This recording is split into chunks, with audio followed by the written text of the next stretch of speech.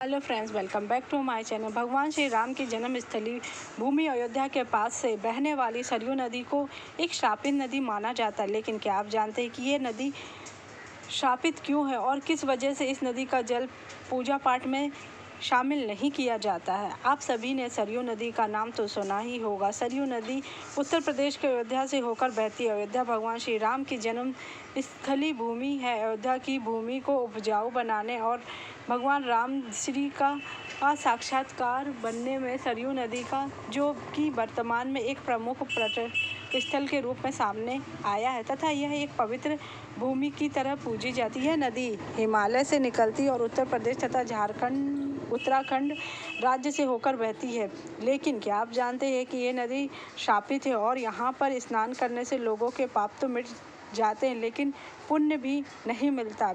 चलिए जानते हैं। पौराणिक कथाओं के अनुसार भगवान श्री राम ने सरयू नदी में जल समाधि लेकर अपनी लीला का अंत किया था, जिसकी वजह से भगवान भोलेनाथ सरयू नदी पर अत्यंत क्रोधित हो गए। तो उन्होंने सरयू नदी को यह शाप दे दिया कि तुम्हारे जल का प्रयोग मंदिर में चढ़ाने के लिए नहीं किया जाएगा और तुम्हारा जल पूजा पाठ में भी प्रयोग नहीं किया जाएगा। इसके बाद माँ सरयू भगवान भोलेनाथ के चरणों में गिर पड़ी और कहने लगी कि प्रभु, इसमें मेरा क्या दोष है? यह तो विधि का विधान था जो कि पहले से ही निर्धारित था। इसमें भला मैं क्या कर सकती हूँ? माता सरयू के बहुत विनती करने पर भगवान भोलेनाथ ने सरयू से कहा कि मैं अपना श्राप वापस तो नहीं ले सकता, लेकिन इतना हो सकता है कि तुम्हारे जल में स्नान करने से लोगों के पास धुल जाएंगे, लेकिन तुम्हारे जल का प्रयोग पूजा पाठ तथा मंदिर में प्रयोग नहीं किया जाएगा और ना ही किसी को पुण्य मिलेगा। बस तभी से सरयू नदी का जल पूजा पाठ में शामिल नहीं होता। बता दें कि मौजूदा समय में भी पूरा श्राप सरयू नदी पर आज भी लागू।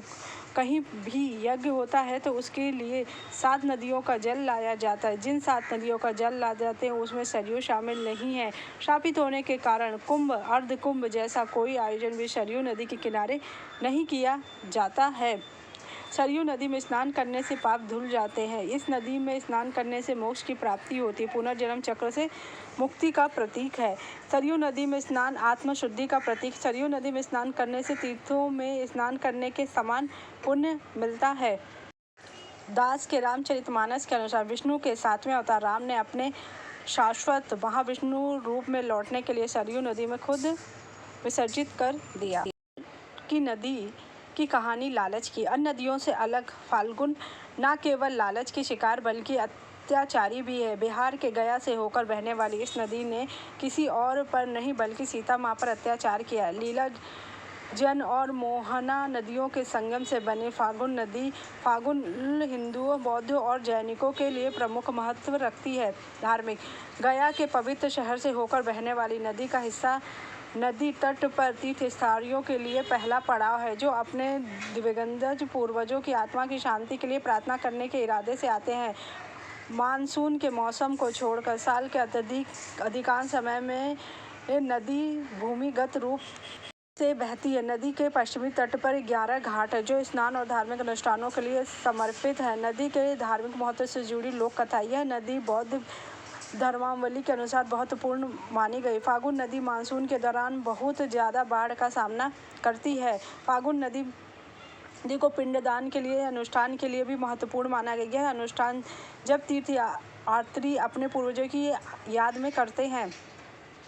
ने जब दशरथ जी का पिंड दान किया तो माता सीता ने फाल्गुन नदी ने झूठ बोल दिया।